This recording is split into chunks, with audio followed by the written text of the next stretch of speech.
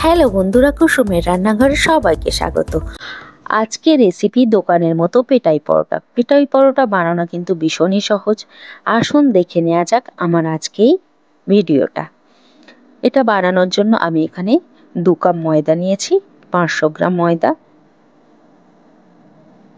স্বাদ মতো লবণ দিয়ে দেব, 1 চামচ চিনি দিয়ে দেব,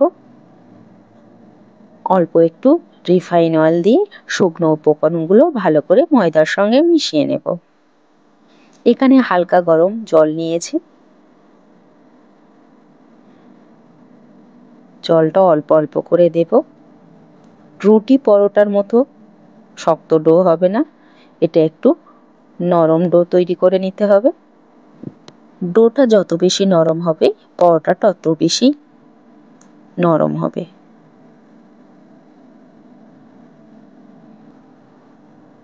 এটা 3 থেকে 4 মিনিট আমি এরকম ভাবে মাখিয়ে নিয়েছি। উপর থেকে একটু তেল দিয়ে 30 মিনিটের জন্য রেখে দেব। 30 মিনিট পরে ঢাকনাটা খুলে দেখব।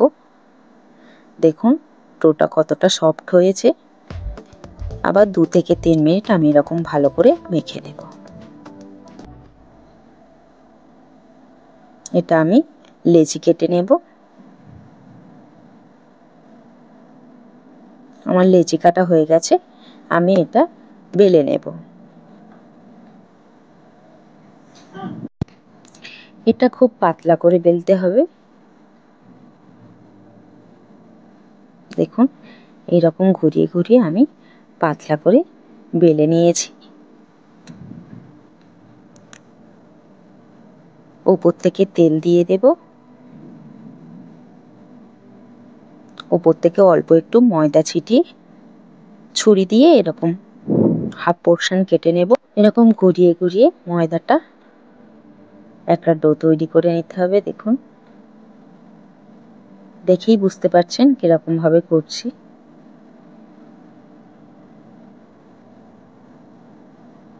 এরকম ভাবে আমি করে নিয়েছি। এইভাবে আমি আর একটাও বেলে নেব।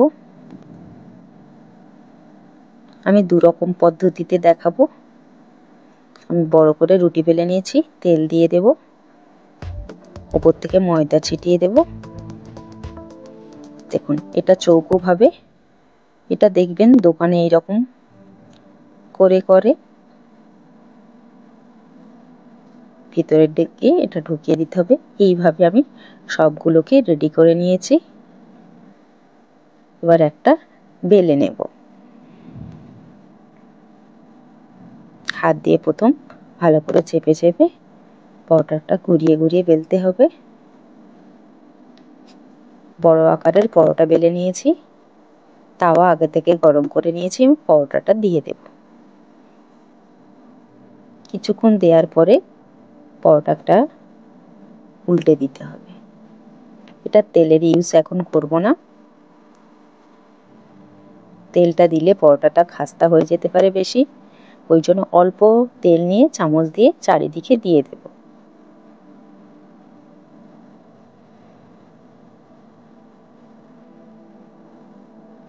এইভাবে উল্টে পাল্টে আমি পরোটাটা ভেজে নিতে হবে।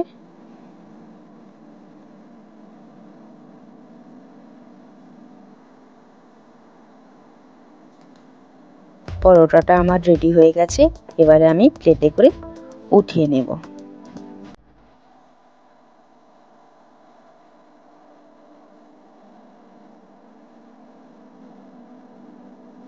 এটা দেখুন হাত দিয়ে এরকম গরম অবস্থায় পরোটাটাকে একটু পিটে নিতে হবে। কতটা সফট হয়েছে দেখেই বুঝতে পারছেন। এইভাবে আমি আর একটা পরোটা পিটে নেব। এটা পেটা হয় বলে এর নাম হলো পেটাই পরোটা। আপনারা এইভাবে বাড়িতে বানিয়ে নিতে পারেন। দেখে নিলেন কতটা সহজ। এটা আলুর তরকারি, ঘুগনি, ছোলার ডালের তরকারির সঙ্গে খেতে কিন্তু দারুণ লাগে। দেখুন প্রত্যেকটা লেয়ার থেকে ছেড়ে যাচ্ছে।